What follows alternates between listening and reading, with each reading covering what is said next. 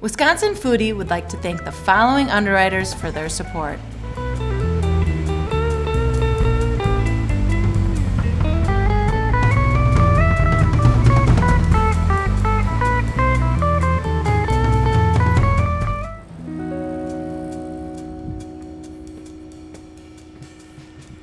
Every once in a while, the lore of a restaurant actually matches up to its reputation. Scallywags is exactly that. For many people, it's on the way to Door County, but it's absolutely worth the stop. I'm here to meet Chef Marshall Wiltfang, whose father, Chris, originally started the spot in what we would all affectionately call a dive bar. But what comes out of the kitchen is second to none.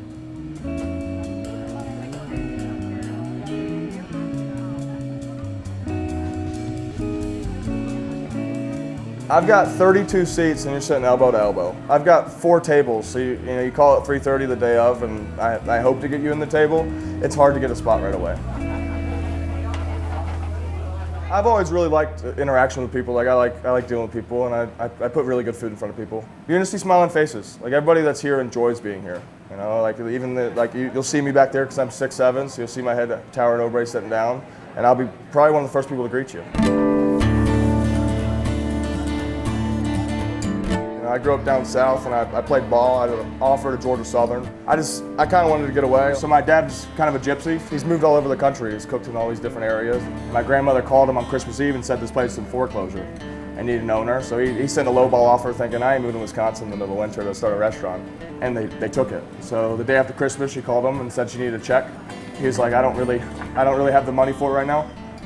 So she fronted the money to him on a land contract, and then he paid her back in 2. I moved up because I wanted in-state tuition to Madison. You know, I wanted to go be a lobbyist. I also wanted to kind of rebuild a relationship with my father, and so I started working and wash dishes, scrub floors, and so eventually started where I'd sue on Sundays, and then I eventually started chefing on Sundays, and then I took over the kitchen about 2 years ago.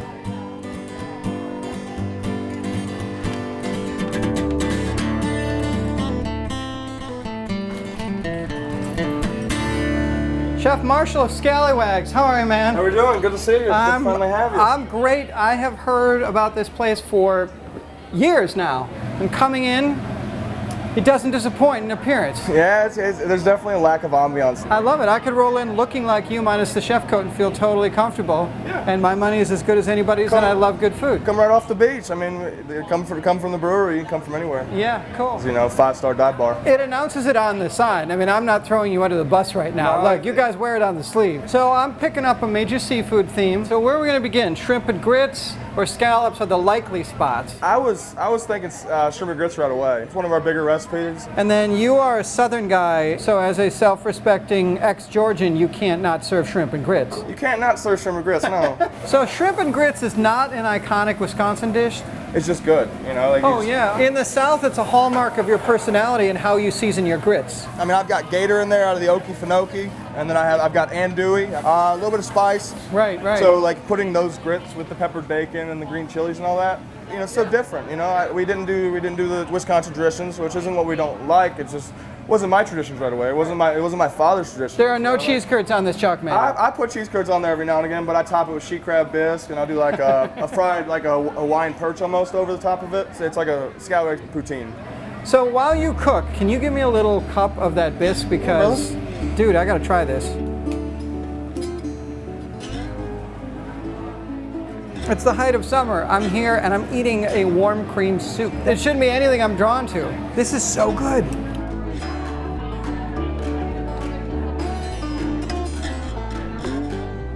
Yeah, so now you can see, so they're little shrimp. I can't. Yeah, right. They're little shrimp. Those are prawns, my friend.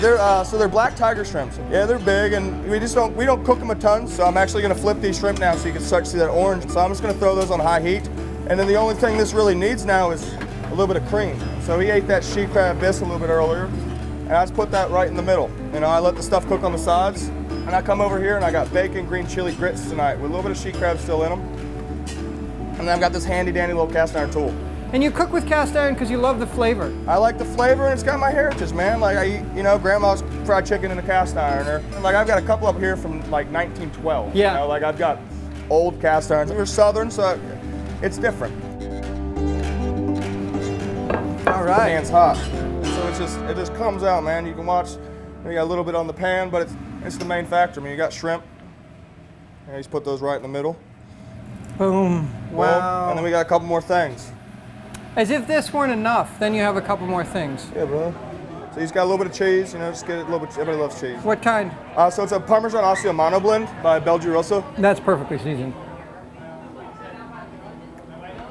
It's soft, it's buttery, it's just the right amount of starch.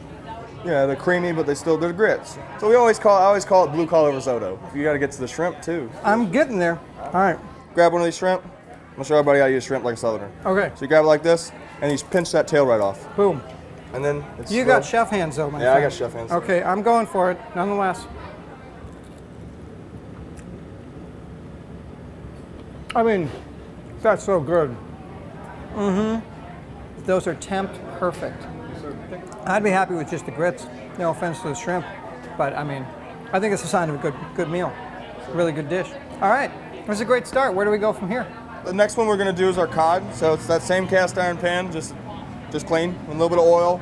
So this cod is not from any Great Lake. Usually it's a lot of cold water cod. So this is out of Hawaii too, like all of our fish. So you're getting all the seafood from Hawaii. You know, we had to raise our price points a little bit, but like we noticed that people wanted the best we could get. That's what I try to do. So you can start to hear it sizzle. It's gonna get that crisp layer. I'll flip it over in a little bit once I see it's kind of crusted. And I can just tell. You know, I've cooked so many of these pieces of fish that I can just tell when it's done. And you sound so authoritative, but I still have to bring to a fore that you are how old? I finally turned 21 this year. You're like newly minted Yeah, 21. man. Nobody ever guesses. And you're the executive chef of the flagship of Scallywags, which has got this huge statewide reputation. We're putting out phenomenal products just with, you know, putting a little bit of seasoning on this really good piece of fish. All right, so going from right to left. And it's sweet potato puree, cumin, nutmeg, Wisconsin maple syrup, and a little bit of brown sugar.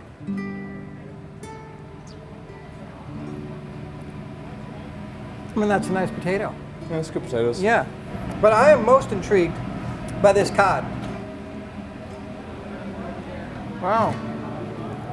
That's like a super meaty aspect of the whitefish that I grew up eating. And it has a lovely, soft citrus aftertaste. Honestly, if you're first time eating fish here, it's gonna be like eating fish for the first time. That's really nice. Thank you, chef. Yes, sir. Let's go, let's cook a scallop. One of those things that we're known for. These don't take long, but you gotta flip them at the right time. While that's going, I'm just gonna go ahead and throw a crab cake, you know? So it's just in a dish, and we just, you know, we handball it for every order. Marshall, give me the grandma story here, because this crab cake's got serious lore.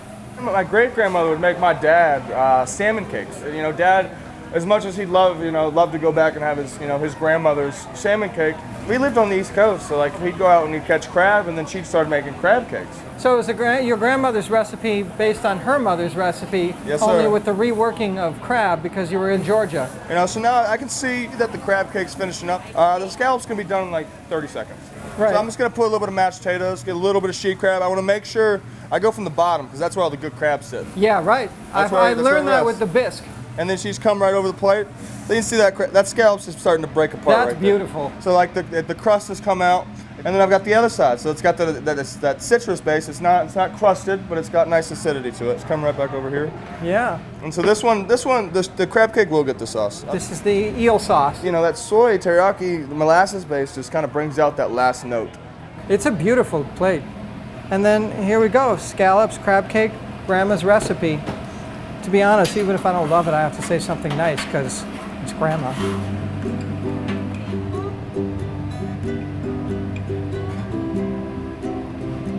Grandma's crab cake. Yeah. I'd like to meet this lady. This is great.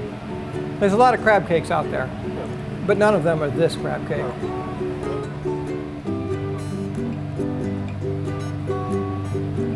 This is buttery, great crisp, love the citrus. It's right where it should be. Yeah, nice. I'm going back to this crab cake. Yeah, you gotta go back to grandma's This one's crab mine. It's got a target on it. cake. Yeah, we put bullseye for you. That's my bullseye. Yeah, right on.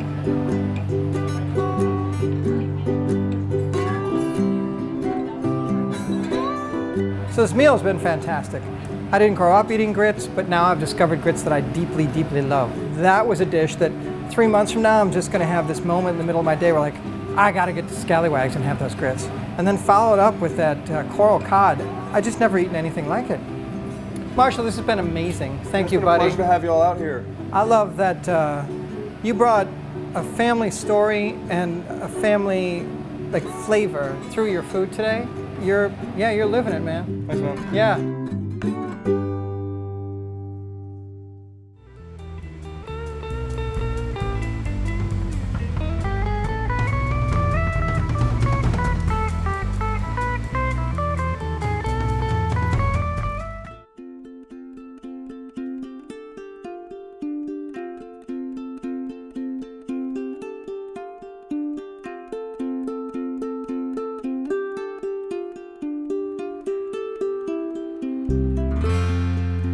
I'm here at Wisconsin's oldest licensed winery, Von Stiehl in Algoma, Wisconsin, to meet its owners, Brad and Eric Schmeiling. They're going to show me how they're taking the old and making it new without losing a sense of tradition. We're going to start off in their family vineyards. I'm going to go look for Eric, and he's going to give us a tour.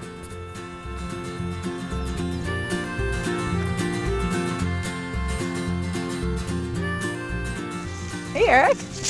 Hey, Jessica. Good to see you. Good to see you too. Can I help you with your family's vineyards here? Absolutely. You came at a great time. Great. What are you guys doing today? We're doing a little thinning, getting the grapes a little bit more sun so they can ripen a little bit more evenly. We have Marechal Foch planted, Marquette, as well as some Frontenac. So you can tell by walking through the Marechal Foch, the little bit tighter cluster here being a Marechal Foch. Okay. And this little bit longer cluster that's a little bit more open is the Frontenac. So those are all what we call Wisconsin hybrids. Yeah, they're all red grapes. You can see they're green now yet, but they haven't come to the point of veraison yet, where they turn from the green to the red. And you have a degree in enology, right? Yes, Okay. yeah, from Michigan State. Some of these vines were actually small little cuttings that were started in the greenhouse at Michigan State University and brought back here and planted on the family property. So this is your parents' property. Correct. Originally, was it your grandparents as well? Yes. Okay, Yes, actually so great-grandparents. Great-grandparents, Yeah, wow. yeah. Whose house is that? So that's actually my parents' house. Oh, okay. That's Yeah. where you grew up. So that's where Brad and I grew up, yeah. Hey. So you've watched this land grow and evolve, just like the family business has grown and evolved. So could a vineyard like this have so much success anywhere in Wisconsin?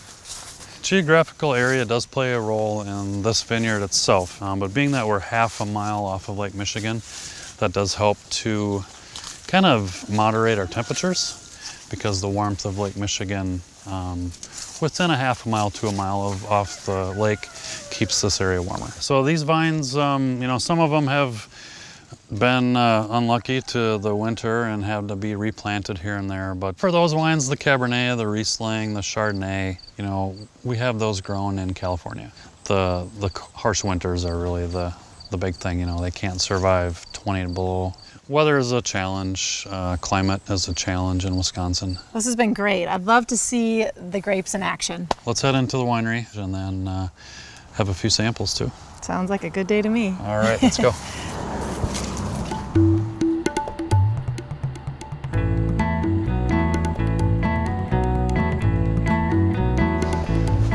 I can smell the wine. Yeah, welcome to our production facility. Thank you.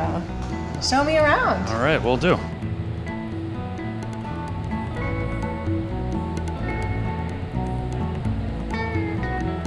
So right now we're making about 90,000 gallons a year, just under 40,000 cases, talking about 500,000 bottles or so. Wow. Yeah. I do my part. I definitely drink some of it. And we so. appreciate that, yeah.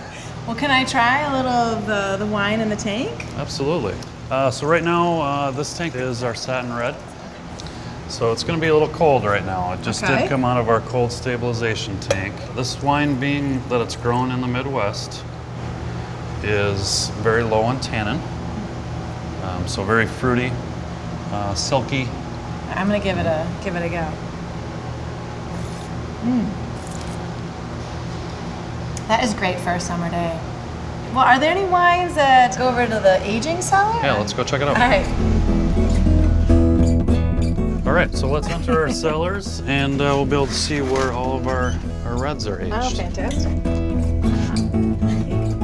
We are in the cellars of Stiehl Winery in Algoma.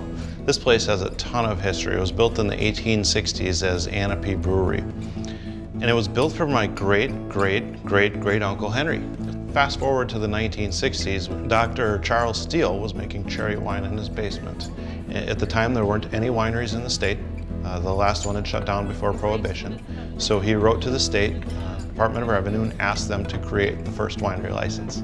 So they did that, and they gave him permission to start both producing and selling in the same property. And you know, probably some of the people watching this remember that. Maybe they were here that time. I love the stories from 30, 40, 50 years ago. People coming here on their honeymoon, and they have these collectible gauze-wrapped bottles on their shelves that they've had. You know, he really fathered the industry for Wisconsin.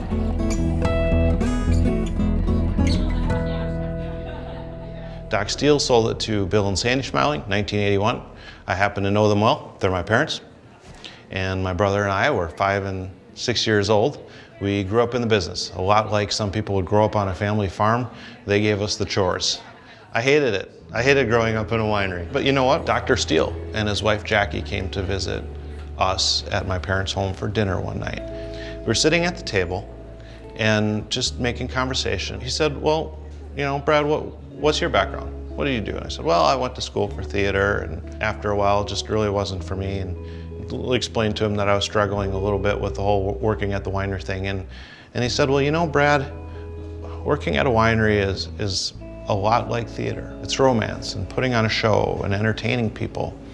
And that's when the light bulb went on. That's when I said, well, I can take all the things I learned in theater and I can sort of create a new lens for people to see the business. You know, a lot of wineries don't show what's behind the doors. A lot of wineries just do the tasting room, but as kids that grew up in it, we want you to see it all. So my brother and I grew up in it. Eric took more of an interest in the winemaking side, and I do the daily overseeing of all the business. It isn't quite as clear-cut as you might think. We make a lot of the decisions together. This is great.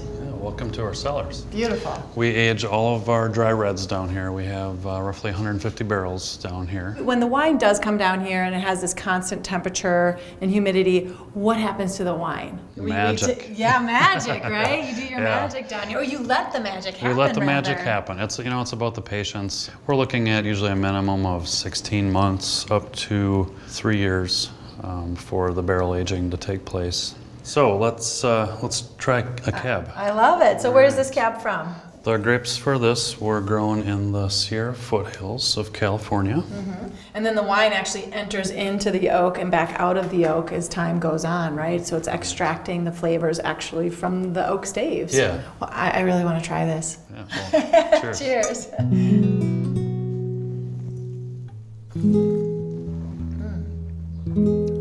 That's a serious wine. Yeah, Thank you. yeah. No, that is dry to the bone, and it's got still lots of fruit on it. This is really great. Now, I love this. I'm going to finish this, but then I'd also love to try something from Wisconsin. Yes, so we do have some wines in bottle from the previous vintage, so 2016. Great. Well, I'll follow you. All right, let's go. It's a perfect spot. Like you said, you can't pick a bad one out here. No, right? So what do we got here? So we have 2 reds from the vineyard we were in this afternoon. Wow, I love it. What are we going to start with, the Marshall Foch or the... Let's start with the Stony Creek Red. Okay. And then this is a wine that was also aged in the cellar with some oak. Correct. Okay. Yeah, you definitely get that dark cherry in it. Yeah.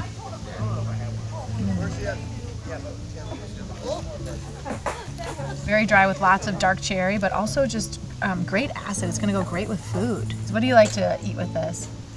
Actually, you know, the classic higher acid, you know, pasta dishes with marinara sauce or something like that. But actually even something on the grill, you know, whether it's pork or venison even. Fat and acid, those are just like a marriage made in heaven. Absolutely, yeah. Marshall Foch, am I saying that right? Yes. This is another, what we call hybrid, that is adapted to the Wisconsin cold winters and relatively cold climate. Correct. Yeah, the Marquette that we just sampled is actually cold hardy down to 35 degrees below Fahrenheit. More cold hardy than I am. Right. I'm not that good at going out in the cold. The Marshall Foch is, they rate it down to about 20 below. Wow. So it's not quite as cold hardy as the Marquette, but the Marquette has the cherry, a little bit of black cherry, but the Marshall Foch has more of the plum. You might get a little bit of blueberry, the darker stone fruit aromas. Definitely. It smells darker, deeper, rounder almost. Very different from the Marquette. But yeah, more fruit flavor, complexity, but still true to its fruit. Right, right. Well, this has been a very special day for me, and cheers to you and your family for really taking what's old, embracing it, and then infusing passion to lead Wisconsin wine into the future. Well, thank you for the compliment, and hope you stop back again. Can I just stay here all afternoon? Sure. All right, Yeah. well. We have 2 bottles of wine. I'm good for an hour.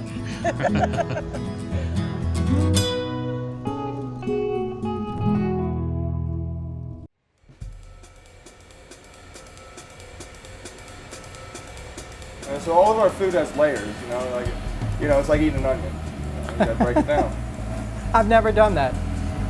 I know people that have eaten them like You apples. never had about daily onion? No, I mean, Come on, yeah, I man. have, but I've never eaten it like an Eat it apple. like an apple. Never. Yeah, you can't kiss your grandma after that because your breath stinks, but I don't kiss my grandmother anyway. Hugs only. hugs only. And who is this behind you? What is this? Well, this is. I'm getting a little spooked over here. I'm trying to His eyes are watching ignore you. him. Yeah, but he's watching me. So Dr. Stiehl started collecting these back in the 60s as a way to keep bad spirits out of the wine.